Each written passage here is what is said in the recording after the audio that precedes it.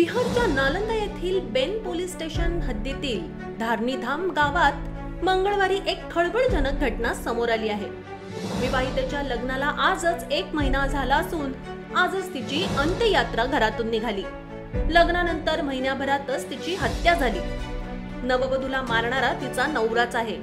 बायकोची हत्या केल्यानंतर तो मृतदेह बेडवर टाकून पळून गेला। सकाळी मुलगी न उठल्याने हा प्रकार उघडकीस आला आणि शेजारी घरी गेले असता त्यांना ती मृत अवस्थेत आढळून आली। शेजारच्यांनी विवाहितेच्या मृत्यूची माहिती कुटुंबियांना दिली आणि त्यानंतर कुटुंबीय घटनास्थळी पोहोचले आणि मृतदेह चुनचुन रामची 20 वर्षीय पत्नी काजल कुमारीचा असल्याचं समजलं। पोलिसांनी मृतदेह ताब्यात घेऊन पोस्टमॉर्टमसाठी बिहार शरीफ सदर रुग्णालयात पाठवला आहे।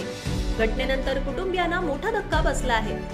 घरात फक्त पती पत्नी राहत होते असं सांगण्यात येत आहे। गेल्या 2 दिवसांपासून दोघांमध्ये वाद सुरू होता।